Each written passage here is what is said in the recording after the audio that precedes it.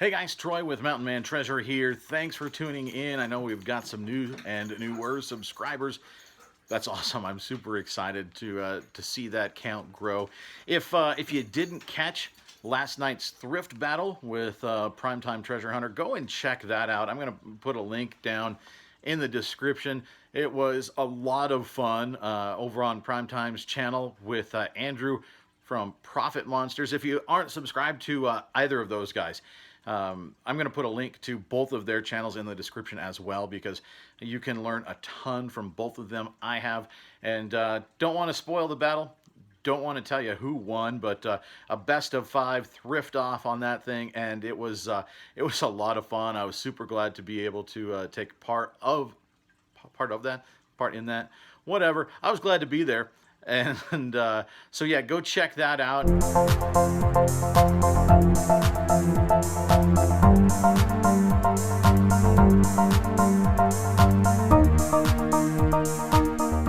Just a little quick video today. I think I've mentioned it before, but for those of you that are new or that maybe haven't missed it, there's a lot of people that are not into sports, right? I get that. But you know what? There are a lot of buyers who are into sports. And when you get into the playoffs, you've got to at least pay a little bit of attention when it comes to the resale business, right? I have, just as an example, I have done really well this week with San Francisco 49ers shirts. I picked up on Monday from Goodwill a really cool San Francisco 49ers t-shirt and made an international sale on that. I picked it up Monday, late afternoon, posted that evening, and then in the morning, somebody snatched that thing up. I'll put the deal over there and show you, because I can't remember exactly what they paid for it, but they paid up a little bit because it was an international order. So that one got shipped out, I think, to Germany. So that sold in less than like 16 hours, something like that. Went to Good Samaritan thrift store the other day, specifically looking for San Francisco 49ers stuff. I wanted to see if it could happen again. I actually saw a Tom Brady jersey there, and I left it behind, as weird as that sounds. I probably, if they were still in it, I would have picked it up. It was a little bit old. It was not a stitched jersey. It was just one of the plastic numbers on there.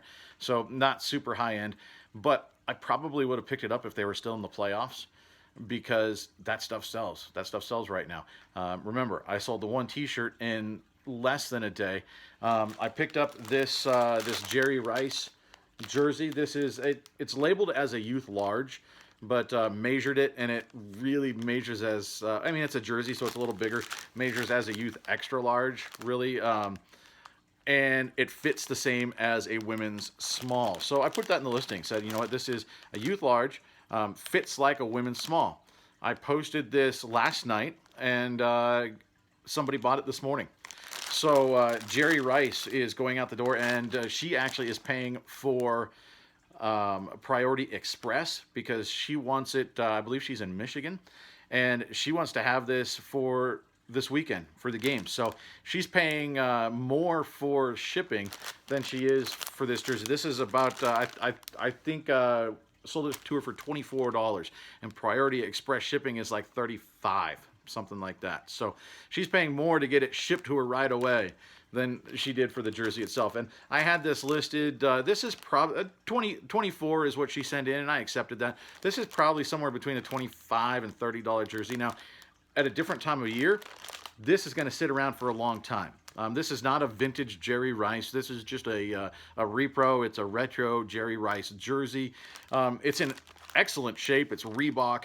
I don't know that it was worn. I mean, it looks very, very, there's hardly any wear on this thing at all.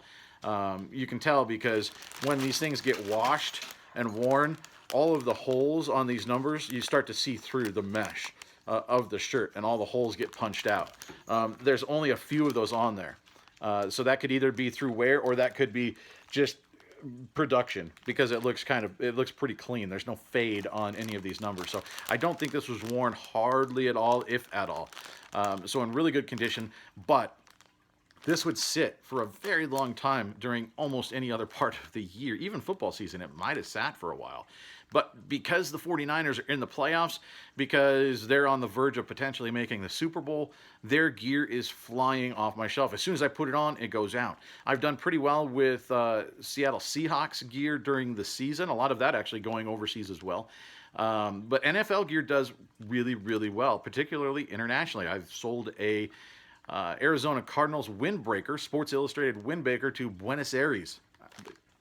I don't know. I mean, there's transplants everywhere, right? So keep an eye out for NFL shirts and jerseys. They seem to sell fairly well if you can get them at a good price.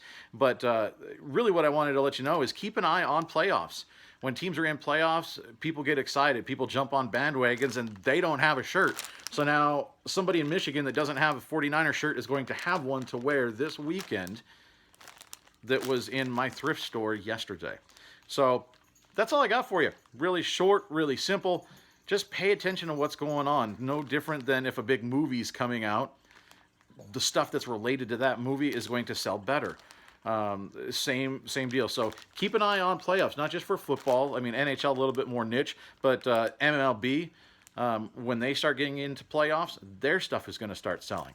So that's what I got, guys. Find 49er stuff. If they win this weekend, you've got a couple weeks before the Super Bowl, their stuff's going to sell even better. So that's what I got. Thanks for tuning in. We'll see you next time.